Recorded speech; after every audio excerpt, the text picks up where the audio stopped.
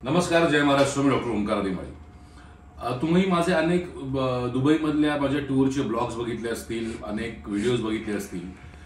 या मार्केटमध्ये फिरत असताना किंवा मार्केटमध्ये जेव्हा गेलो त्यावेळेस अनेक ज्या लोकांबरोबर काम करतोय आणि ज्या लोकांबरोबर पुढे काम करायचं असे अनेक लोकांना भेटण्याचा प्रयत्न केला आणि त्या भेटीमध्ये एक अभिमानाचा क्षण माझ्यासमोर आला आणि तो म्हणजे मला दुबईमध्ये काही पाकिस्तानी, काही बांगलादेशी, काही भारतीय असे अनेक वेगळ्या प्रकारची माणसं भेटली.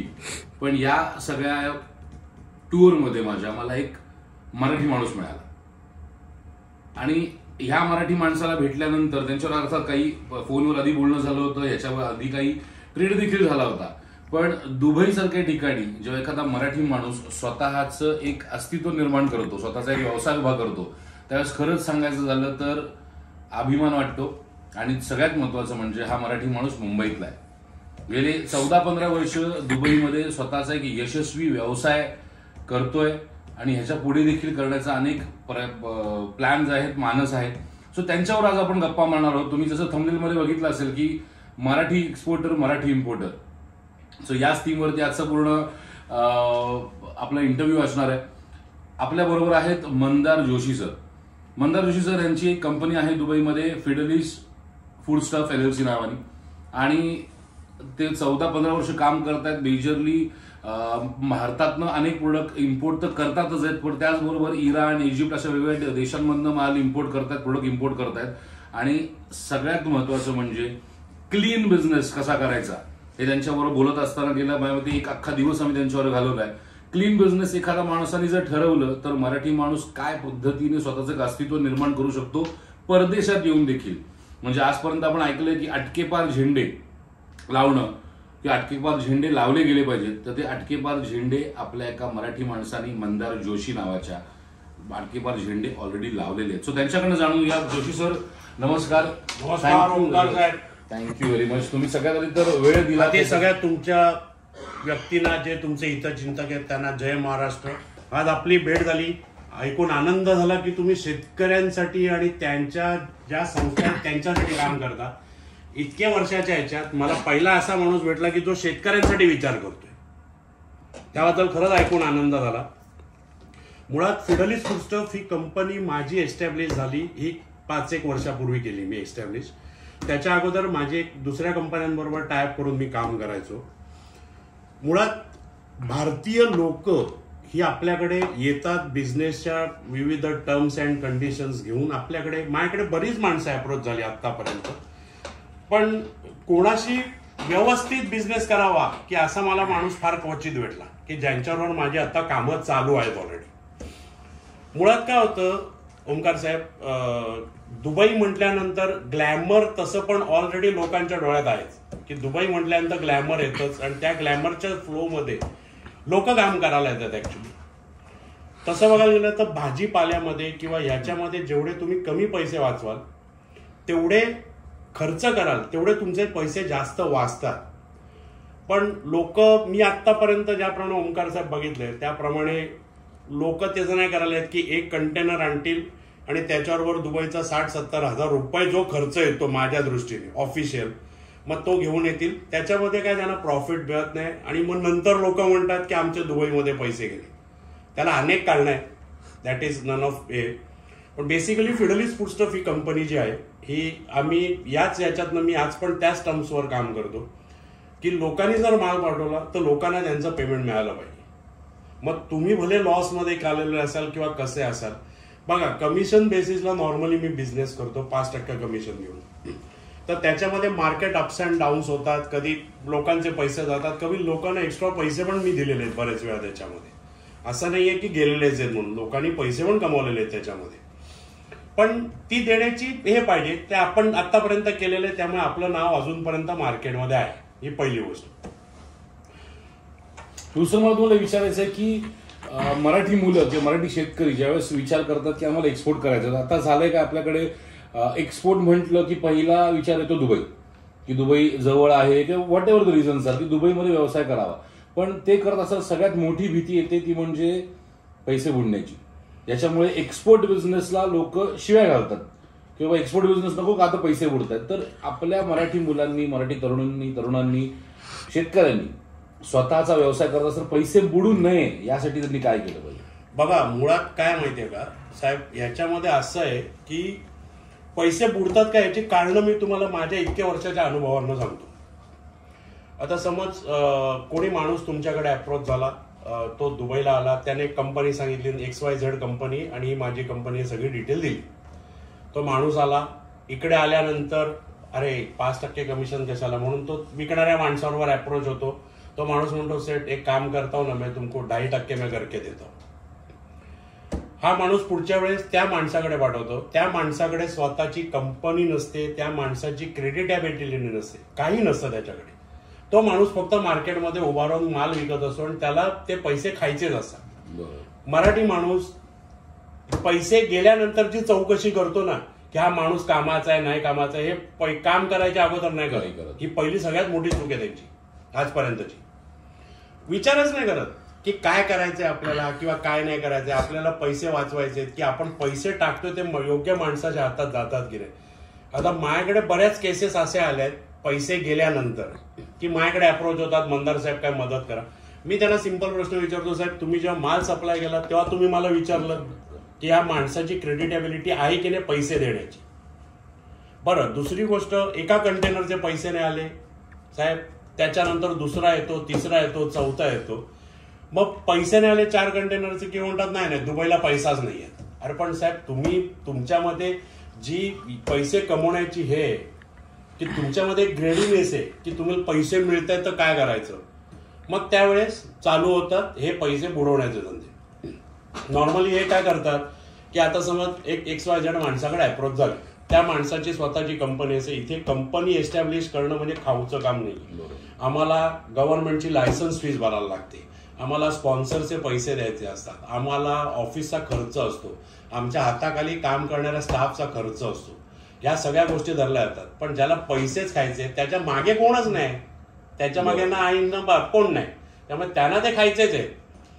तर लोक अप्रोच होतात, त्याला तो एक माणूस कंपनीचं नाव देतो, त्या कंपनीच्या नावावर BL बनतं, समोरचं एक्सपोर्ट जो करतो त्याला वाटतं अरे BL बनलंय म्हणजे सगळं काम झालं. ऍक्च्युली तसं काही नाहीये. BL वर इथे बंद झालेल्या कंपन्यांची पण नावं देतात. ओके, कारण का BLचं तुमचं साहेब व्हेरिफिकेशन, बिल ऑफ लेडिंगचं व्हेरिफिकेशन नाही होत पुढे. बरोबर.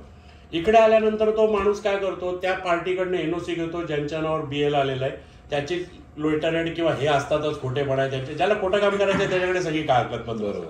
तो NOC घेतो, शिपिंग लाईन मधनं bill of entry, shipping line मधनं डिलिव्हरी ऑर्डर कलेक्ट करतो. ती डिलिव्हरी ऑर्डर असे भलत्याच्याच नावावर. आता विकणारा माणूस भलता, बिल ऑफ एंट्री इथली जी local bill of entry pass होते जी कस्टमची ती भलत्याच्याच नावावर, BL भलत्याच्याच नावावर. इकडनं पैसे जात नाहीत, जे त्याने 25% 30% जे पेमेंट केलेलं आहे तो तेवढं देतो, बाकीचे तर त्याला पैसे खायचेच आहेत. मग त्याच्यानंतर इथनं खरा पिक्चर चालू होतो जो एक्सपोर्ट केलेला असतो त्याचे जे हेलपाटे चालू होतात ना ते इथनं चालू होतात. तो माणूस दुबईमध्ये येतो, ज्या माणसाशी बोलणं झालंय तो माणूस फोन नाही उचलत, की मग त्याच्यानंतर BL वाली ज्या कंपनी आहे त्या ऍड्रेसवर जातात. त्या ऍड्रेसवर गेल्यानंतर तो सांगतो हा तर माझा माल नाहीच आहे, मी मागवलेलाच नाहीये. बरोबर आहे, त्याच्याकडे तो माल आलेलाच नाही, त्याला माहितच नाही ती गोष्ट. मग त्याच्यानंतर चौकशी चालू होते, मग शिपिंग लाईनला अप्रोच होतात की हा डिलिव्हरी ऑर्डर कोणी केली. तो माणूस सांगतो अरे ही XYZ कंपनीने केली. XYZ कंपनीमध्ये जातात, ते सांगतात हा माल तुमच्याकडे आलाय, तुम्ही क्लिअर केलाय तर आम्हाला पैसे द्या. तो म्हणतो हे आम्ही क्लिअर केलेलंच नाही, आम्ही NOC दिले, या माणसाने क्लिअर करून कंटेनर घेऊन गेला. अशा रीतीने पैसे जातात. पण ह्याच्यात काय होतं की मराठी माणूस हा मुळात बघतच नाही की आपण कुठल्या माणसाला माल देतोय. बघा, मी असं नाही म्हणत आहे की दुबईमध्ये सगळेच पैसे आहेत प्रॉब्लेमॅटिक आहेत. माझ्यासारखी मीच असं नाही, बरेचसे लोक धंदा करतात की जी लोक खरोखर नीती आणि सगळं नीतिमत्ता वगैरे ठेवून धंदा करतात. बरोबर. नीतिमत्ता आणि समोरच्याला पैसे द्यायचे ही जर तुम्ही जाणीव ठेवलीत तर दुबईमध्ये तुम्ही व्यवस्थित धंदा करू शकता. माझी कंपनी कम्प्लीट पूर्णतः सगळ्या पोर्टला रजिस्टर्ड आहे. जबल अली पोर्ट, रासल खैमाचं पोर्ट, शारजाचं पोर्ट, इकडे सगळीकडे रजिस्टर्ड आहे. नॉर्मली जबल अली पोर्ट आणि शारजा पोर्ट खाली ही 2च पोर्ट ऑपरेटिव्ह आहेत की जिथे माल येतो नॉर्मली आपल्या इंडियावरनं किंवा याच्यावरनं. आता इराणवरनं माझा माल जो येतो तो बहुतेक 99% जबल अलीत आम्ही मागवत नाही, तो इराणला येतो आणि इराणवरनं क्लिअर करून आम्ही याच्यावरनं करतो, अमीर मार्केटला आणतो. हे मुळात इराणवरनं माझ्याकडे किवी येतात, ॲपल येतात, जी मागच्या काही वर्षापासून मी इंडियामध्ये पाठवतो. त्याच्यानंतर इजिप्तवरनं माझ्याकडे व्हॅलेन्सिया येतात. मी इजिप्तवरनं व्हॅलेन्सिया इंडियाला पण पाठवतो. मी बऱ्याच पार्ट्यांना पाठवलेले आहेत. त्याच्यानंतर दुसरी गोष्ट येते की इजिप्त आणि तुर्कीवरनं कांदा येतो माझ्याकडे, जो लोकली विकला जातो इथे. माझ्याकडे इराणचा पण कांदा येतो, पण तो एवढा येत नाही, म्हणजे त्या प्रमाणात की त्याची क्रेडिटेबिलिटी नाही आहे मार्केटमध्ये, कारण का त्याला चव नाही आहे तेवढी, या हिशोबाने. आता ह्याच्याशीच मी प्रोडक्टशीच निगडीत एक प्रश्न आहे माझा, की महाराष्ट्रातनं ज्यांना एक्सपोर्ट करायचं आहे, स्पेसिफिकली फ्रुट्स व्हेजिटेबल्स याच्यामध्ये, त्यांनी कुठल्या प्रोडक्टवरती भर देणं अपेक्षित आहे का? कुठल्या प्रोडक्टवरती त्यांनी काम केलं त्यांना फास्ट रोलिंग म्हणा किंवा त्यांचं ट्रेड इझिली सेट होणं पॉसिबल होईल? याच्यामध्ये काय होतं, इंडियावरनं आपल्याकडे बऱ्याचशा गोष्टी येतात. त्यातली काही उदाहरणं देतो, म्हणजे की ड्राय कंटेनरमध्ये आपल्याकडे सुरण येतं, जे पहिले 10 किलोची गोण चालायची, आता मार्केटचा ट्रेंड आलाय 8 किलो आणि 9 किलोची गोण. नॉर्मली सुरण हे आंध्र प्रदेशवरनं येतं आपल्याकडे, ते महाराष्ट्रात एवढ्या प्रमाणात होत नाही. पण महाराष्ट्रात होणारे म्हणजे कुठलं, टोमॅटो, कांदा, त्याच्यानंतर चिल्लीमध्ये पण 2 प्रकार, G4, गौरी, इगल या सगळ्या गोष्टी येतात. पण नॉर्मली गौरी हा प्रकार जास्त चालतो, की जो नागपूर पट्टा म्हणा, विदर्भ पट्टा म्हणा, किंवा त्याच्यानंतर तो सांगलीमध्ये प्रमाण कमी आहे. डाळिंब येतात आपल्याकडे. ऍक्च्युली डाळिंब हा प्रकार महाराष्ट्रातला डाळिंब आणि गुजरातचं डाळिंब, याच्यामध्ये महाराष्ट्राचा डाळिंब तो सांगोला एरिया, सांगली किंवा सातारा एरियामध्ये जे होतात त्याच्यामध्ये एवढं प्रमाण चांगलं आहे. आता दुसऱ्या गोष्टी अशा असतात की त्याच्यामध्ये लोकांनी आता एक नवीन ट्रेंड चालू केलाय, की डाळिंब नाही पाठवायचं, डाळिंबांचे दाणे काढायचे, ते एक्स्ट्रॅक्ट करून ते पाठवून द्यायचे. ते पण प्रॉडक्ट चांगली आहेत. त्याच्यानंतर बऱ्याचशा लोकांचे आता प्रॉडक्ट असे चालू झाले आहेत की कट आयटम्स, म्हणजे कट ओनियन्स म्हणा, 2 mm 3 mm या स्लायसेसमध्ये, किंवा कट ओकरा या गोष्टी, किंवा मिक्स व्हेजिटेबलमध्ये IQF पद्धतीने केलेल्या, म्हणजे IQF आणि ब्लास्ट या 2 पद्धती येतात त्याच्यामध्ये मिक्स व्हेजिटेबल येतं आणि स्वीटकॉर्न येतं. आता स्वीटकॉर्न जो प्रकार आहे हा प्रकार सगळीकडे चालतो म्हणजे नॉर्मली, मग त्याच्यामध्ये बरीचशी पॅकिंग्स येतात. या गोष्टी बऱ्याच ठिकाणी चालू झालेल्या आहेत. एक मला आनंदाची गोष्ट अशी आहे की शेतकरी वर्गामध्ये आता बऱ्याच प्रमाणात एक म्हणजे काय म्हणता तुम्ही त्याला, अवेअरनेस, जागरूकता झालेली आहे. त्याच्यामुळे बराच फरक पण पडलाय. म्हणजे मी आतापर्यंत, आता माझ्या मुंबईला लोकांशी किंवा पुण्यात म्हणा, नाशिकचे मोठ्या पट्ट्यातली लोक आहेत जी माझ्याकडे कांद्याचा व्यवहार करतात, यांच्याशी माझ्याशी बरेचसे संबंध, चांगले संबंध आहेत अजून पण. म्हणजे पण मी आता बघतोय की अवेअरनेस आलेला आहे की नवीन प्रॉडक्टच्या बाबतीत, की पहिले शेतकरी कांदाच करत असेल तर कांदाच करायचा, मग तो दुसऱ्या गोष्टीकडे बघायचाच नाही. पण आता अशी लोक म्हणे की कांद्यामध्ये तर स्वतःचा धंदा आहेच, पण त्याच्याबरोबर दुसऱ्या गोष्टींमध्ये पण ट्रेड करून एक्सपोर्ट करतात, की जे सिंगापूर, श्रीलंका याच्यामध्ये जातात. दुबईला पण येतात, दुबईला पण बऱ्याच गोष्टी आहेत. त्याच्यामुळे दुबईला ट्रेड करण्यासाठी अशी काय मोठी हे नाहीये, रॉकेट सायन्स. पण काय की ट्रेड करताना फक्त त्यांनी सांभाळून करावा, कोणाशी करावा, पण तो सांभाळून करा, की त्या माणसाची बाबा खरंच क्रेडिटेबिलिटी आहे की नाही त्यांनी चेक करावी, की हा माणूस किती वर्ष अस्तित्वात आहे, काय करतो. तुम्ही 10 जणांबरोबर चौकशी करा. आणि मी तो ओपन माइंडेड आहे. माझ्याकडे समोरचा माणूस आला, माझ्याशी धंदा नाही केला तरी मी सांगू शकतो की साहेब हा माणूस आहे, असं तुम्ही मला डिटेल द्या. मी त्यांना सांगेन की बाबा करायचा धंदा नाही करायचा आहे तुम्हाला, ते त्याचं पुढचं त्यांचं आहे कसा करायचं. आता अनेक लोकांचं एक हे असतं की बाबा आमच्याकडे पैसे आहेत बऱ्यापैकी, एखादं काहीतरी वडील रिटायरमेंट झालेले असतात किंवा शेतीतले पैसे आलेले असतात, तर ते पैसे घेऊन दुबईत येणं, दुबईमध्ये बिझनेस सेटअप करायचा आणि मग आपण आपलाच माल आपल्या शेतीतला इथे विकायचा. तर हे कितपत करणं योग्य आहे सुरुवात करणाऱ्यासाठी? एस्टॅब्लिश माणसाला काही वाटणार नाही, पण जो सुरुवात करतोय, स्टार्टअप आहे, त्या लोकांनी कितपत करणं हे योग्य आहे, हा सगळ्यात पहिला प्रश्न. आणि त्यालाच लागून एक दुसरा प्रश्न आहे, म्हणजे जर असं एखाद्याला करायचं असेल तर त्यांनी कुठल्या, एकदा सगळ्यात पहिले करावं की करू नये हे तुम्ही तुमच्या एक्सपिरियन्स प्रमाणे सांगा. आणि जर केलं तर कुठल्या प्रोडक्ट्सवरती त्यांनी सुरुवात करावी? बघा, मुळात तुम्ही जे बोललात ना की वडिलांच्या रिटायरमेंट नंतरचे पैसे, शेतीचे पैसे, हे जर तुम्ही म्हणालात ना तर मुळात तो कन्सेप्ट घेऊन तुम्ही धंदा करूच नका. मला धंदा करायचा आहे आणि मी त्याच्यात सक्सेसफुल होईल, की मी 1 पैसा टाकलाय तर मला त्याचे 1-1.5 पैसा किंवा 2 पैसे जे मिळतील ते करायचे, ते करू शकतो. दुबईमध्ये बिझनेस करायला मला आजपर्यंत कधी प्रॉब्लेम नाही आला. गव्हर्नमेंटची तुम्ही प्रतारणा करू नका, तुम्हाला ते काही त्रास द्यायला नाही. त्यांची जी फी आहे, तुमची लिगल फी म्हणा त्यांची जी काय चार्जेस आहेत ते तुम्ही भरा व्यवस्थित, तुमचं वॅटचं पेमेंट टाइमवर करा, काही प्रॉब्लेम येत नाही साहेब. ओमकार साहेब, आजपर्यंत मला कधीही प्रॉब्लेम नाही झाला त्या गोष्टीला. ही पहिली गोष्ट. दुसरी गोष्ट, कंपनी एस्टॅब्लिश करायला प्रॉब्लेम नाहीये, पण ते कंपनी चालवण्यासाठी जो नंतरचा खर्च असतो त्याच्यासाठी तुम्ही स्टाफ ठेवणार, त्याच्यानंतर त्या माणसावर देखरेख करण्यासाठी तुम्हाला मॅनेजर ठेवणार. बघा काय असतं की मुंबईत राहिलेला माणूस वर्षभराकरता स्वतःची फॅमिली सोडून इथे एका लायसन्ससाठी येऊ शकत नाही. बरोबर आहे. तुम्ही लायसन्स काढलं तर वर्षभरानंतर त्याचं रिन्युअल आहे, ते तुम्हाला पे करायचंच आहे. ते रिन्युअल पे करण्यासाठी तुम्हाला धंदा करणं जरुरी आहे. बरं, तुम्ही तुमच्या शेतातला माल इकडे पाठवलात, पण तुम्हाला विकायला मार्केटमध्ये नेण्यासाठी तुम्ही उभे राहिला तर तुम्हाला कोणतरी फसवून देईल. त्याच्याकरता तुम्हाला कोणतरी एक लोकल माणूस पकडायला पाहिजे की जो तुमच्या अंडर काम करतो किंवा असं करतो. म्हणजे ते एक्सपेन्सेस वाढतात मुळात. तर तसं करण्यापेक्षा की कुठल्या तरी एखाद्या कंपनीबरोबर जर टायअप करायचा असेल त्यांना, की कंपनीबरोबर टायअप करावा की बाबा आम्ही तुमच्याबरोबर काम करू, त्यांना गॅरंटी आहे. कोणी म्हणजे दुबईमध्ये कुठल्याही माणसाशी ते अप्रोच झाले की बाबा आम्ही तुमच्याशी काम करू, एक प्रॉपर अग्रीमेंट करावं त्यांनी आणि त्यांच्याबरोबर धंदा चालू करावा असं मला वाटतं, नवीन धंदा चालू करण्यापेक्षा. मग तुमचं एकदा एस्टॅब्लिश झालं तुम्ही की वर्षांनी 1.5 वर्षांनी स्वतःची कंपनी टाका. त्याच्यात तुम्हाला चांगले अनुभव वाईट अनुभव पण येतील, त्याच्यातनं तुम्ही शिकाल. मग त्याच्यानंतर तुम्हाला कळेल की जर आपण कंपनी टाकली तर आपल्याला काय काय प्रॉब्लेम्स फेस करायला लागतील, त्याचं सोल्युशन तुमच्याकडे पहिले असेल. उगाच माझ्याकडे शेतीतला पैसा आलाय की वडिलांची रिटायरमेंट झाली आहे म्हणून मी कंपनी जाऊन टाकली. आणि आता तर मी तुम्हाला खरं सांगतो, म्हणजे मी आतापर्यंत अशा अनेक बघितले की यंग जनरेशन येते, इम्पोर्ट एक्सपोर्टचा कंटेनर एक घेऊन येते लोड करून, त्याच्यानंतर सकाळी येतात माल विकतात. आणि ग्लॅमर सिटी म्हटल्यानंतर तुम्हाला दुबई माहिती आहे कशी येते, त्याच्यामध्ये बरेच प्रकार आहेत. त्याच्यानंतर जो तो 9च्या आता एक्सपोर्टर म्हटल्यानंतर पहिल्यांदा आलाय म्हटल्यानंतर 9च्या रात्रीनंतर ग्लॅमर जास्त बोलतो दुबईमध्ये, त्याच्यामध्ये तो माणूस जातो, पैसे हातात काही येत नाही. मग काय सांगायचं की अरे मी दुबईला माल पाठवलेला, पैसे मिळाले नाही.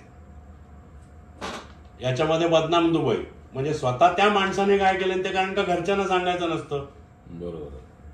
दिस इज द फॅक्ट. म्हणजे लोकांचे पैसे पण गेलेले आहेत, असं नाही म्हणत नाही मी की चोर लोक पण आहेत, असं नाही की नाही आहेत म्हणून. पण त्याच्यामध्ये काय की जर तुम्ही व्यवस्थित माणूस मिळाला तुम्हाला आणि तुमचा जर व्यवस्थित धंदा होत असेल तर तुम्हाला धंदा करायला काही प्रॉब्लेम नाही. पण आधी कंपनी एस्टॅब्लिश करू नका. जर कोणाला करायचे असेल तुमच्या याच्यामध्ये मला सांगा, मी त्यांना व्यवस्थित गायडन्स देईन. त्यांना माणूस असेल त्यांचं कोण तरी पण करीन, काय पण हे प्रॉब्लेम तसा काहीच नाहीये. ती मदत पण आपण करू शकतो कारण का मी स्वतः कंपनी एस्टॅब्लिश करतो, म्हणजे I am experience with that. त्याच्यामुळे पण शक्यतो की पहिले त्यांनी त्यांचा एक्सपिरियन्स घ्यावा, काय वरती खालती चढ उतार की आपल्याला काय प्रॉब्लेम फेस होतोय, काय होतोय, की उद्या बँक अकाउंट उघडलं, सगळी ती प्रोसेस करायला पाहिजे. 1.5 वर्षांनी नाही जमलं म्हणजे तो पैसा गेला, ते परत आपण परत तुम्ही तिसऱ्याकडेच काम करणार. बरोबर. मग ती डोक्याला नकोच ना. मग त्याच्यापेक्षा एकदा एक्सपिरियन्स घेतल्यानंतर की बाबा समजू शकतो की नाही बाबा आता आपण धंदा करू शकतो. त्यावेळेस त्या माणसाशी ज्याच्याशी त्यांनी अग्रीमेंट केलेलं आहे त्याच्याशी तसंच करायचं की एक बाबा 1.5-2 वर्ष मी बघणार आहे, 1-1.5 वर्ष की मला जमलं तर मी माझी कंपनी स्वतः एस्टॅब्लिश करणार आहे.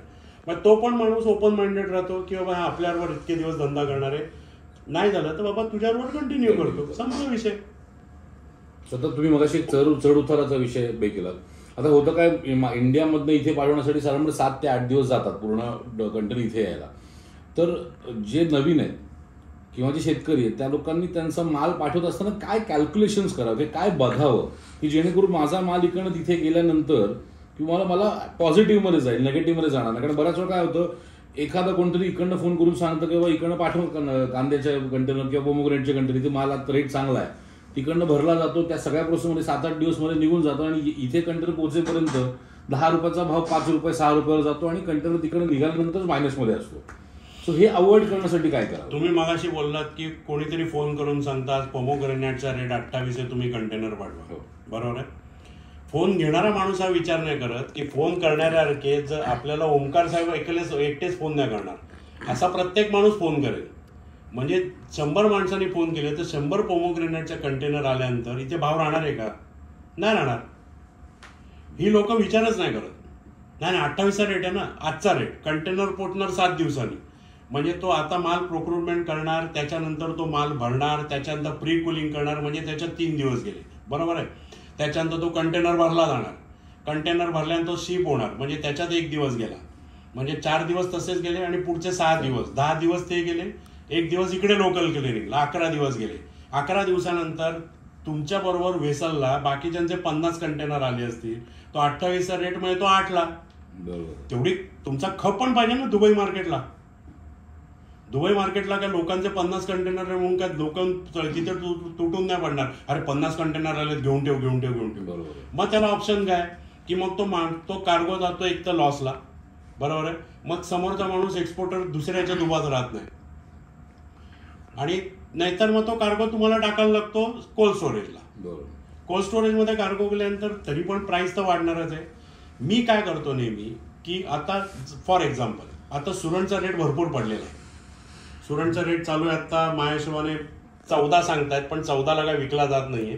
कारण का आज मी बघितलं तर 1 नंबरला जवळजवळ 3 कंटेनर आहेत. त्याच्यानंतर हाँगकाँग पार्किंग आहे, तिथे 4 कंटेनर आहेत. हाँगकाँग पार्किंगच्या बाजूला 1 कंटेनर आहे. 1 कंटेनर 3 नंबरच्या इथे 2 नंबर 4 नंबरच्या पार्किंगमध्ये लागलाय, ते 2 कंटेनर. आणि 1 कंटेनर लागलाय 3 नंबरच्या इथे पार्किंगला, हाजी गुलामी म्हणून एक कंपनी त्यांच्याकडे. एवढे कंटेनर आहेत. एका कंटेनरमध्ये 20 फीट कंटेनरला 1600 गोणी येतात. म्हणजे आता तर वजन कमी झालं, 8 किलो वगैरे घेतात, त्याच्यामुळे त्या 1725 वगैरे येत असतील. 1725 मल्टिप्लाय बाय 10 कंटेनर म्हणजे 17,000 गोणी झाले. सुरण किती चालतं? दररोज उठून आपण सुरणाची भाजी तर नाही खात, बरोबर. दररोज उठून तुम्ही काय बटाट्यासारखी सुरणाची भाजी करून करता का? नाही करत. सुरण आपण महिन्यात आठवड्यात नाही एकदा कधीतरी, ते क्वचित. ते पण मी काय करतो, आता जो रेट 12-14 पडलाय तो आता 16-17वर गेल्यानंतर मी लोकांना सांगतो आता सुरण टाका. ओके. त्याच्यात काय होतं की त्याच्यामध्ये सुरणचा लॉस झाल्यानंतर लोक सुरणचे कंटेनर टाकायला कमी करतात, त्यावेळेस तो रेट जातो 22-23-24ला. मग त्यावेळेस आपल्याकडे कॉस्टिंग आलेलं असतं, कारण का सुरणला ड्युटी लागते, या सगळ्या गोष्टी असतात. त्यामुळे कॅल्क्युलेशन केलं तरी एका गोणीच्या मागे 3 दिरहम आम्हाला लोकल खर्च आहे, 3 ते 3.5 दिरहम. सगळं क्लिअर करून त्याची ड्युटी भरून वॅट बीट सगळं पकडून पार्किंग वगैरे सगळं पकडून, त्याच्यामुळे मला ते पण कॅल्क्युलेट करायला लागतं की समोरच्या माणसाला मिळतायत की नाही. लोक तो विचारच नाही करत. फोन उचलतात, अरे शेट एक काम करा, आज चिल्ली वरती आहे 32ला, तुम्ही एक गौरी चिल्लीचा कंटेनर टाका. उचलणारा माणूस म्हणतो, अरे गौरी चिल्ली 32 आपल्याकडे सगळं कॉस्टिंग पकडून 16ला येते, 16 दिरहमला, 16 दिरहमचा प्रॉफिट. तो इकडे असतोपर्यंत तो प्रॉफिट तर विसराच, स्वतःच्या खिशातनं चिल्ली आणि याचे पैसे जातात आणि हातात काही नाही मिळत. वरतून इकडनं असं होतं कधी कधी की शिपिंग लाईनचे पण इथले पैसे नाही मिळत. त्याच्यामुळे आजचा रेट, आता मी मला बरेच लोक फोन करतात की अरे मंदर सर ऐसा प्रॉब्लेम आहे, आज ओनियन का रेट नीचे गिरा है. पण ओनियनचा रेट दुबईचा विचारतात मला आजचा, त्याच्याशी कॅल्क्युलेट करतात इंडियाचा रेट. अरे पण तुमचा कंटेनरच नाहीये मार्केटमध्ये, तुम्ही कॅल्क्युलेट कसा करून फायदा? बरोबर. आज कांदा पुणा मार्केटला 21-22 असेल माझ्या मते होलसेलला. लासलगावला आय थिंक सो 20 पर्यंत असेल, 19-20च्या दरम्यान आजचा, म्हणजे माझ्याकडे जे अपडेट आहेत. त्याच्यानंतर तो आपलं एक लासलगावच्या अगोदरच एक कुठला तरी जिकडचा माल चांगला येतो, मला नाव नाही, चांदवड आणि अजून एक आहे पिंपळगाव. या इकडचा नॉर्मली माल चांगला असतो, तिकडे 50 पैसे वगैरे वरती घालते असेल माल माझ्या हिशोबाने. पण काय माहितीये का की दुबई मार्केटला माल चांगला असेल हा प्रॉब्लेम नाहीये, पण मार्केटच पडलेलं असेल ना त्यावेळेस, कारण का ही सगळ्या नाशवंत गोष्टी. मिरची म्हणा, सुरण तरी टिकू शकतं, पण सुरण पण जास्त दिवस नाही टिकत. मिरची म्हणा किंवा दुसऱ्या गोष्टी ज्या आहेत, तुम्ही पोमोग्रेनेट टिकलं, सुरण टिकलं, पण मिरची बरोबर तुम्ही टोमॅटो केलात किंवा तुम्ही लेमन केलं, तर ह्या सगळ्या नाशवंत गोष्टी आहेत. प्रत्येकाला झाडावरनं तोडल्यानंतर काही एक शेल्फ लाईफ आहे, त्याच्या व्यतिरिक्त त्याच्या पुढे तुम्ही नाही जाऊ शकत. त्यामुळे त्या गोष्टी तुम्हाला विकायच्याच आहेत. पण इथे काय करतात की नाही यार, अरे मेरा तो 18 का कॉस्टिंग है और तुम मेरे को 10 में 5 में दे रहे, एक काम कर तुम चिल्ली उसमें डाल दो कोल्ड स्टोरेज में. बरोबर आहे. आता मला जर विकणाऱ्याची इन्स्ट्रक्शन आली की कोल्ड स्टोरेजला टाका, माझं सांगण्याचं कर्तव्य आहे त्या माणसाला की साहेब चिल्ली आहे, पहिली गोष्ट ती नाशवंत प्रकारे त्याच्यामुळे ही चिल्ली ऑलरेडी तिने 7 दिवस काढलेले आहेत समुद्राच्या पाण्यात आणि याच्या, त्यामुळे तिचा शेल्फ लाईफ ऑलरेडी कमी झालेला आहे. जर ही चिल्ली आपण कोल्ड स्टोरेजला टाकली, ही पूर्ण लाल होईल, माल फेकून द्यायला लागेल. जे आता 5 रुपये मिळत आहेत ते घ्या आणि विषय बंद करा. बरोबर. ही लोक सांगत नाही. हे सांगणं खूप इम्पॉर्टंट आहे. हे तुम्ही जर सांगितलं साहेब, ओमकार साहेब, तर समोरच्या माणसाला कळेल. बरोबर. समोरचं बघा, मी आता दुबईमधनं मुंबईला माल पाठवतो, बरोबर आहे. मुंबईला माझ्याकडे सगळ्या खाचागोचा मला माहिती आहेत, कारण माझं लहानपण मुंबईत गेलंय. त्यामुळे कुठला माणूस काय करतो, कसं करतो. वाशी मार्केटला कोल्ड स्टोरेजमध्ये सफरचंद उतरवतात, बरोबर आहे. सफरचंद उतरवल्यानंतर नॉर्मली काय होतं, इराणवरनं ट्रेचे कलर सगळे सारखेच असतात. ग्रीन कलर, रेडिश कलर, थोडा मरून कलर, असा पिवळसर कलर या ह्याच्यामध्ये. त्यामुळे आपल्याबरोबर जर 50 कंटेनर आलेले असेल, तिथे टोळी आहे, ती काय करते, बाकीच्यांच्या ह्याच्यात ज्यांचा खराब माल आहे त्यांच्यातले थोडेसे उचलते आणि तुमच्या मालात आणून ठेवून देते कोल्ड स्टोरेजच्या ह्याच्यामध्ये. ओके. मग सांगतात, दुसऱ्या दिवशी येतात आणि सांगतात की एक मिनिट, हे वाशीचं नाव घेऊ नका, फक्त ते एडिट करेल नंतर येतात, अरे सेट कैसा आहे, क्या भाव आहे, 850. माल उघडून बघतात, त्यांना माहिती आहे की कुठला माल आपण कुठे ठेवलेला आहे. बरोबर तो ट्रे काढतील, अरे तो खराब आहे सेट माल. मग माझ्यासारखा जर मी नवीन असेल तर मी घाबरीन ना. बरोबर. मी म्हणतो कितना मिलेगा, एक काम करो सेठ, ये तो पूरा माल फिर खराब हो जाएगा, ये 500 में लेता हूँ मैं 10 किलो का. मी म्हणतो हा घेऊन टाक 500ला. तो माझाच माल नंतर 1000 रुपयाला विकतो. पण हे काय, मी मुंबईत राहिल्यामुळे मला माहिती आहे. आणि मेन काय की प्रत्येक गोष्टीमध्ये डॉक्युमेंटेशन इम्पॉर्टंट आहे. डॉक्युमेंटेशन म्हणजे काय की आपण आता इंडियावरनं माल पाठवतो. इंडियावरनं माल पाठवल्यानंतर मुळात मला अनेक लोकांनी ही उज्जत घातली, तुम्हाला ओरिजिनल डॉक्युमेंट कशाला पाहिजे. साहेब, इथे पण कस्टम्स आहे, कस्टम्सचे रूल्स अँड रेग्युलेशन्स आहेत, आम्हाला ते पाळायला लागतात. आम्हाला काय घरात तुमच्या ओरिजिनल डॉक्युमेंट घरात ठेवून काय त्याचे काय बंगले नाही बांधायचे. बरोबर. प्रत्येक गोष्टीमध्ये ओरिजिनल डॉक्युमेंट्स आम्हाला इथे पॅकिंग लिस्ट कमी invoice, certificate of origin, phyto certificate जर इथे स्कॅन नाही झालं तर डॉक्टर कंटेनर क्लिअर करतात. पण FIRS जो प्रकार असतो, जे आम्ही FIRS म्हणजे फर्स्ट इन्फॉर्मेशन, जे आम्ही दुबई म्युन्सिपाल्टीला देतो की हा कंटेनर येतोय, जबल अली गेट नंबर 3ला येतोय. एक नॉर्मल प्रोसेस सांगून ठेवतो, माल कसा क्लिअर होतो. दुबईमधनं कंटेनर रजिस्टर्ड होतो, एक्सपोर्टर तो कंटेनर येतो, भरतो. भरल्यानंतर तो कंटेनर आता तर नाशिकमध्ये दिंडोरी हे झालेलं आहे, तिथे तो क्लिअर होतो, कस्टम्स होतं, तिकडनं त्यांना सील लागतं आणि तो कार्गोचा जातो. तो JNPT मध्ये नावाशेवा कुठे तिकडे जो असेल त्या ज्या गेटला जमा होतो. जमा झाल्यानंतर तो तिकडे व्हेसलवर चढवला जातो. बघा, याच्यामध्ये रिफर कंटेनरची प्रोसेस समजून घ्या, लोकांना समजत नाही ही गोष्ट. रिफर कंटेनरची प्रोसेस अशी असते की नॉर्मली रिफर कंटेनर जेव्हा पोर्टला येतो त्यावेळेस तो कंटेनर लागतो प्लगइनला. रिफर कंटेनर हा कायम प्लगइनला असतो, 12 महिने 24 काळ. तो व्हेसलवर असला तरी, व्हेसलवर नसला तरी, पोर्टवर असला तरी बरोबर हा लागतो. त्याच्यानंतर व्हेसलची जेव्हा डेट असते तेव्हा तो प्लग आउट करतात, थोड्या वेळा करता व्हेसलवर कंटेनर चढवला जातो. व्हेसलवर कंटेनर चढवला गेल्यानंतर तो कंटेनर परत व्हेसलला प्लग इन होतो. व्हेसल निघायच्या अगोदर कॅप्टन किंवा जो मास्टर असतो तो सगळ्यांची रिडिंग घेतो की कारण का त्यांच्याकडे फर्स्ट इन्फॉर्मेशन असते की कुठला कंटेनर किती आलाय. आता नॉर्मली ओनियनचा जो कंटेनर असतो तो +1 किंवा +2ला ठेवतात. चिल्ली किंवा मिक्स व्हेजिटेबलचा कंटेनर असतो तो +6 किंवा +7ला ठेवतात. मटण, चिकन, जे फ्रोझन आयटम आहेत हे कायम -18लाच ठेवतात, का त्यांना बर्फातच ठेवायचं असतं. बरोबर. त्याप्रमाणे ते कंटेनर त्याचा लॉग मास्टर किंवा जो असतो रिस्पेक्टेड पर्सन शिपवर व्हेसलवरचा, तो त्याचं रिडिंग घेतो. त्या रिडिंगमध्ये प्रॉब्लेम असेल की कंटेनरमध्ये व्हेरिएशन आलेलं असेल की आपल्याकडे त्याच्याकडे हे आहे +1 +2, बरोबर आहे, पण कंटेनरचं टेम्परेचर तो व्हेसलला दाखवत असेल 36+, तो त्याच्या लॉग बुकमध्ये लिहितो हे व्हेरिएशन आहे, बरोबर आहे. ते शिपिंग लाईनला तिथनं पाठवलं जातं. ही पहिली गोष्ट. त्याच्यानंतर तो कंटेनर उतरतो जबल अलीला. जिथे पाठवलंय, जबल अली म्हणा किंवा खालिदपूरला, कंटेनर उचलल्यानंतर असं नाही होत की आम्हाला व्हेसलवरनं कंटेनर उचलला आणि आम्हाला डिलिव्हरी मिळाली. तसं नाही होत. तो प्लगिनला लागतो. प्लगिनला लागल्यानंतर त्याच्यात परत चेक होतं की जे सांगितलेलं टेम्परेचर आहे ते मेंटेन होतंय की नाही. जर त्याच्यामध्ये प्रॉब्लेम असेल तर तो परत शिपिंग लाईनला इन्व्हॉल्व केलं जातं की असं असं आहे आणि असं असं आहे म्हणून.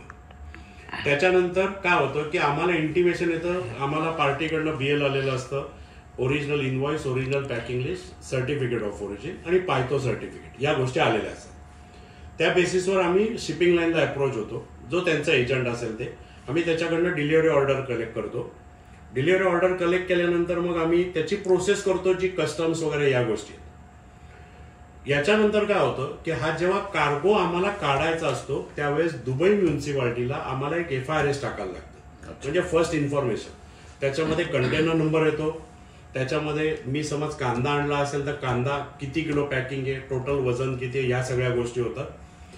ड्रायव्हर ट्रान्सपोर्टर जो आहे तो कंटेनर घेतो पोर्टमधनं कंटेनर घेऊन येऊन तो जबल अलीच्या गेट नंबर 3च्या इथे एक दुबई म्युन्सिपाल्टीचं ऑफिस आहे, जिथे डॉक्टर स्वतः, मी हे का सांगतोय, बऱ्याच लोकांची गल्लत अशी होते की आम्ही मुंबईवरनं आलो तेव्हा सील नंबर लावलेला 1, 2, 3, 4, बरोबर आहे, आणि जेव्हा तुम्ही आम्हाला आविर मार्केटचा फोटो पाठवला तेव्हा सील नंबर वेगळा होता. तर त्याचं कारण सांगतो. सील नंबर हे डॉक्टर जे असतात हे गव्हर्नमेंटचे अप्रूव्ह डॉक्टर असतात. ते सील तोडतात. सील तोडल्यानंतर त्यातला कार्गो चेक करतात की कार्गो हा ह्युमन याच्यासाठी खाण्यायोग्य आहे की नाही, किंवा काय असेल प्रॉब्लेम असेल, किंवा रिफर झाला बंद असेल किंवा काय असेल, तर त्यावेळेस कंटेनरमधला माल खराब झालेला असेल तर त्यावेळेस ते FIRS क्लिअर करत नाही, ते कंटेनर बाहेर विकून देत नाही. ते बघितलं, चेक केलं, त्यांनी सगळं चेक केलं की त्याच्यानंतर FIRSचा रिपोर्ट येतो की कंटेनर क्लिअर. डॉक्टर स्वतः बाहेर येतो, डॉक्टर स्वतः सील लावतो, जे सील परत कोणीही तोडू शकत नाही, कारण का तो कस्टमरकडे. बरोबर. लोकांमध्ये असं असतं की मी 1560 गोणी भरलेल्या, मग तिकडे दुबईमध्ये कोणी काढल्या की काय, तसं करू शकत नाही, कारण काय पूर्ण अंडर CCTV सर्व्हायलन्स असतं आणि त्यांची माणसं बाहेर असतात. इव्हन ड्रायव्हर सील पण नाही तोडू शकत. जेव्हा डॉक्टर समोर हजर असेल तेव्हाच फक्त ड्रायव्हर सील तोडू शकतो, जर ते पण डॉक्टरने सांगितलं तर साहेब, नाही तर ड्रायव्हरने जर सील तोडून आणलं डॉक्टर तिथे हातच नाही लावत. ओके. हे पण मी सत्य परिस्थिती सांगतो, म्हणजे मी खरंच दुबई गव्हर्नमेंटचं मानतो. ज्यांचे रूल्स अँड रेग्युलेशन्स आहेत ना ते खरोखर पाळतात. तिकडनं तो सील होतो कंटेनर, त्याच्यानंतर तो येतो, मग त्याच्यानंतर तुम्ही कस्टमरने मग ते सील तोडताना ते फोटो कोणाला पाठवतात ते त्यांचा लुकआउट आहे. मी नॉर्मली सगळे फोटो की कंटेनर पहिले नंबर चेक करणं, कारण का एक डिजिट सुद्धा दुसऱ्याचा कंटेनर उघडण्यासाठी, तर त्या चुका मी होऊन देत नाही. त्यामुळे माझ्याकडे बिल ऑफ एंट्रीवर DO वर जो नंबर असतो माझ्या BL वर आलेला असतो ते मी करतो. ज्यांचा कंटेनर आहे त्यांना कंटेनर नंबर टाकतो, सील नंबर देतो, कंटेनर उघडतानाचे कम्प्लिटली फोटो व्हिडिओ पाठवतो, माल त्यांच्या समोर काढून त्यांना मालामध्ये काय प्रॉब्लेम असेल तर मी तेव्हाच सांगतो. ओके. कारण काय होतं की काय काय वेळेस माल पुढचा चांगला असतो, पाठीमागचा खराब असेल, असं पण होऊ शकतं. बरोबर. तर ते सांगणं त्यांना गरजेचं आहे की बाबा पहिली ही फर्स्ट इन्फॉर्मेशन ही आहे की चांगला माल दिसतोय, आपल्याला हा भाव येईल किंवा आपण हा भाव सांगू. तर त्याच्यानंतर बरीच लोक माझ्याशी उज्जत घालतात कांद्यामध्ये, अरे नाही आपला तर 160चा कॉस्टिंग आहे, तुम्ही 170 सांगा, विच इज नॉट पॉसिबल. मार्केटचं 150 चालू असेल ना तर तुम्ही 170ला तुम्ही काय, आपण काय सोनं नाही विकत. बरोबर आहे. बाकीच्यांच्या दृष्टीने पण तोच माल आहे, आपल्या दृष्टीने पण तोच माल आहे.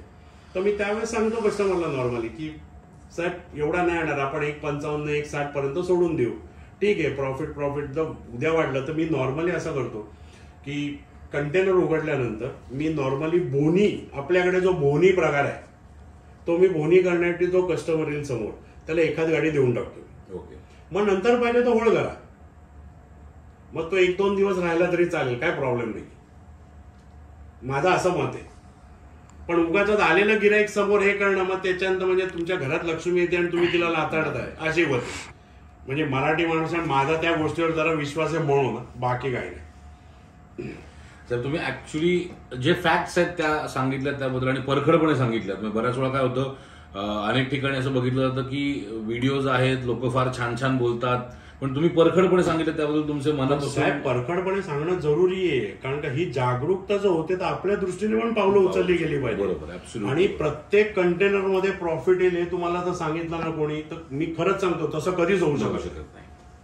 माझ्याकडे अनेक माणसं आहेत की ज्यांच्याकडे कंटेनरमध्ये लॉस झालेत, पण ते लॉस त्यांनी भरून काढले, मी स्वतः दिलेले आहेत भरून. त्यामुळे उगाच खोटेपणा कशाला दाखवायचा लोकांना की बाबा तुम्हाला प्रत्येक कंटेनरमध्ये प्रॉफिटच होईल, इतका प्रॉफिट होईल. म्हणजे माझ्याकडे अशा गोष्टी आलेल्या आहेत की लोकांना सांगितलेलं अरे हा एक कंटेनर ₹1,00,000 आरामचे प्रॉफिट होईल, पण तो ₹1,00,000 कांद्यामध्ये होईलच कसा? नाही होत तो. ही एक लोकांची खूप मोठी गैरसमज आहे की एक कंटेनर टाकायचा, त्याच्यावरती ₹1,00,000 कमवायचे, मग परत दुसरा कंटेनर करायचा. हे ऍग्रिकल्चरमध्ये हा खूप मोठा काय म्हणतात मिसकम्युनिकेशन किंवा मिसअंडरस्टँडिंग आहे की मी एक कंटेनरचे पैसे फिरवत राहीन आणि त्याच्यावरती प्रॉफिट कमवत राहीन. तो एक तुम्ही विषय कधीच नाही होऊ शकत ऍक्च्युली, होऊ शकत नाही. त्यामुळे तुम्ही जेवढं ऍग्रिकल्चरचं एक हे आहे की तुम्ही जेवढं क्वांटम मध्ये काम कराल, जेवढं मल्टिपल्स मध्ये काम कराल, तेवढं जास्त तुम्हाला प्रॉफिट दिसतील. आणि जर तुम्ही एक कंटेनर केला त्याच्यामध्ये प्रॉफिट असं जर कधी करायला गेला तर ते एक यशस्वी होणं अशक्य आहे, प्रामाणिकपणे सांगायचं झालं तर. आणि जोशी साहेब, थँक्यू व्हेरी मच की तुम्ही खूप परखड, खूप स्पष्ट आणि खूप फॅक्च्युअल इन्फॉर्मेशन आपल्या मराठी बांधवांसाठी दिली. मला ऍक्च्युली ओमकार साहेब तुम्हाला थँक्यू म्हणायला पाहिजे की तुम्ही शेतकऱ्यांसाठी प्रश्न घेऊन आलात आणि मी तुमच्याबरोबर आज इंटरव्ह्यूला बसलोय. Thank you very much sir. की तुमचे विचार कमीत कमी तुमच्या विचारापेक्षा माझे विचार पण जातील, म्हणजे सत्य परिस्थिती तरी लोकांसमोर की आतापर्यंत इतक्या लोकांचे पैसे जे गेलेले आहेत. खरंच म्हणजे मला कधीतरी दुःख होतं की आज एखाद्याची 50-60 लाख रुपये कमाई जाते आणि तो माणूस काही करू शकत नाही. निदान तो जागरूक तरी होईल. कधी ना कधीतरी आपले व्हिडिओ बघून तो माणूस तुम्हाला प्रश्न तर विचारेल की ओंकार साहेब तुम्ही यांच्याशी काम केलं तर हे आपल्याला काही सल्ला देतील का? सल्ला तर विचारायला येतील कमीत कमी मला. खरी गोष्ट. ते झालं तरी माझा इंटरव्ह्यू सक्सेसफुल झाला. माझ्याबरोबर लोकांनी धंदा करावा न करावा हा त्यांचा प्रश्न आहे, पण निदान सक्सेसफुल हो याच्याकरता होईल की मला लोक विचारायला तरी येतील. मला 2 लोकांनी जरी मेसेज टाकला की साहेब आम्ही यांच्याबरोबर करतोय, काय करू सांगा, मी त्यांना सांगेन तरी बाबा की करा, नका करू, किंवा तुमचे असं या टर्म्स अँड कंडिशन मध्ये करत असेल तर करा, नाही तर नका करू. हे सांगणारी माणसं कमी मिळतात. आणि साहेब ह्याच्या पुढे आपण देखील पुढे अजून काम आपलं वाढतच राहील, करतच राहू. उद्यमी महाराष्ट्र सोबत जे जोडले गेलेले आहेत, ज्यांना पुढे जोडायचं आहे, त्या सगळ्यांना मला एक सांगायचं की आपण उद्यमी महाराष्ट्र म्हणून दुबईमध्ये बऱ्यापैकी काम करण्याचा आता प्रयत्न आहे, मानस आहे. साहेबांबरोबर आपण मोठ्या प्रमाणात काम करायचं आता डिस्कशनमध्ये आम्ही आहोत. जर तुम्हाला तुमचा एक्सपोर्ट इम्पोर्टचा बिझनेस चालू करायचा असेल तर एक्सपोर्ट इम्पोर्टच्या बिझनेसचा सगळ्यात पहिलं पाऊल येईल की तुम्हाला एक्सपोर्ट इम्पोर्ट इंडस्ट्री समजून घ्यावी लागेल. एक्सपोर्ट इम्पोर्ट इंडस्ट्री कशी काम करते ती जाणून घ्यायला लागेल. आणि ते जाणून घेण्यासाठी तुमच्यासाठी उद्यमी महाराष्ट्र कायमच तत्पर राहिलेलं आहे. कारण फक्त छत्रपती शिवाजी महाराज की जय एवढं न म्हणता महाराजांचं जे वाक्य आहे की राज्य छोटं का असेना ते स्वराज्य असावं, ते तुमचं स्वराज्य निर्माण करण्यासाठी अटकेपार झेंडे लावण्यासाठी आपल्याला आंतरराष्ट्रीय जाणं गरजेचं आहे. आणि त्याच्यासाठी उद्यमी महाराष्ट्र गेले अनेक वर्ष काम करते, याच्या पुढे देखील करत राहील. तुम्ही कोणी असाल, शेतकरी असाल, तुम्ही हाऊसवाईफ असाल, हाऊस हजबंड असाल, नव्याने चालू करण्याचं ट्रेडिंग चालू करण्याचा तुमचा प्लॅन असेल तर उद्यमी महाराष्ट्र कायम तुमच्यासोबत आहे. उद्यमी महाराष्ट्राचा एक GET गेट ॲग्रो नावाचा एक प्रोग्राम आहे, त्याच्यामध्ये गॅरंटीड एक्सपोर्ट ट्रेड, त्याच्यामध्ये आपण ट्रेनिंग्स नंतर मग तुम्हाला ट्रेनिंग झाल्यानंतर तुम्हाला फंड जे काय डॉक्युमेंटेशन लागतात ते डॉक्युमेंटेशनसाठी मदत करतो, डिजिटल सेटअप करण्यासाठी मदत करतो आणि त्याच्यामध्ये 2 प्रॅक्टिस ट्रेड देण्याचा प्रयत्न करतो. या व्यतिरिक्त अनेक गोष्टी जर तुम्हाला जाणून घ्यायचं असेल आणि स्वतःचा एक्सपोर्टचा बिझनेस चालू करायचा असेल ऍग्रिकल्चरमध्ये तर उद्यमी महाराष्ट्राचा नंबर 9297909090 तुम्हाला स्क्रीनवरती खाली नंबर दिसत असेल, प्लस कमेंट बॉक्समध्ये पिन केलेला असेल, त्याच्यावरती कॉल करा, माझ्या टीम सोबत बोलून घ्या. जाण्यापूर्वी एकच सांगेन की तुम्ही जर मराठी असाल, तुम्ही जर काम करण्याची तयारी असेल, तुमची जर मेहनत करायची तयारी असेल तर तुमचा व्यवसाय उभा करायची जबाबदारी डॉक्टर ओंकार हरिमळेची असेल. आणि याच नोटवर धन्यवाद साहेब, धन्यवाद. जय हिंद, जय महाराष्ट्र, जय शिवराय. धन्यवाद. जय हिंद, जय महाराष्ट्र, जय शिवराय. सगळ्यांना धन्यवाद.